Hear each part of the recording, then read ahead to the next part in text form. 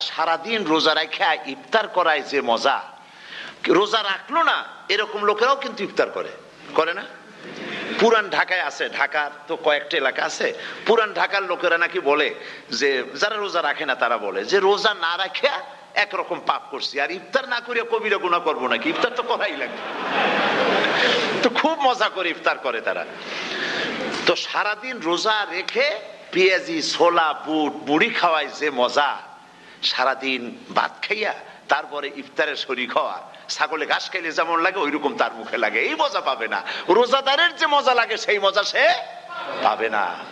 সারা মাস রোজা থাকার পর আল্লাহর হুকুম মেনে সারা রাত রোজা রাখার পর তারপরে ঈদের দিনে জামা কাপড় পরিষ্কার করে শেরওয়ানি গায়ে লাগাইয়া পাঞ্জাবি পরে আতর মেখে এরপরে ঈদের জামাতে যখন দাঁড়ায় যায় সে যে মজা পায়, সারা মাস রোজা রেখে ঈদের জামাতে গিয়ে সে যে মজা পায়, যে রোজা রাখলো না ঈদের দিনে খুব জামা পাজামা সেন্ট এগুলো মেখে টেকে প্রথম কাতারে গিয়ে দাঁড়ায় গেছে, ও সেই মজা পাবে না। ওর মনের মধ্যে একটা চোর চোর ভাব থেকে সারাদিন রোজা রাখা ইফতার করায় যে মজা, রোজা রাখলো না এরকম লোকেরাও কিন্তু ইফতার করে, করে না?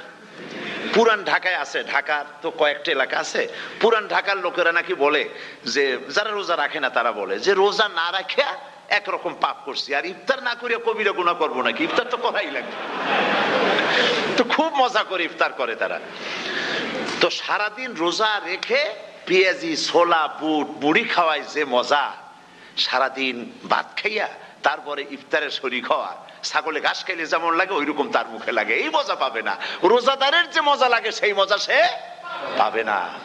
সারা মাস রোজা থাকার পর আল্লাহর হুকুম মেনে সারা রাত রোজা রাখার পর তারপরে ঈদের দিনে জামা কাপড় পরিষ্কার করে শেরওয়ানি গায়ে লাগাইয়া পাঞ্জাবি পরে আতর মেখে এরপরে ঈদের জামাতে যখন দাঁড়ায় যায় সে যে মজা পায়, সারা মাস রোজা রেখে ঈদের জামাতে গিয়ে সে যে মজা পায়, যে রোজা রাখলো না ঈদের দিনে খুব জামা পাজামা সেন্ট এগুলো মেখে টেকে প্রথম কাতারে গিয়ে দাঁড়ায় গেছে, ও সেই মজা পাবে না। ওর মনের মধ্যে একটা চোর চোর ভাব থেকে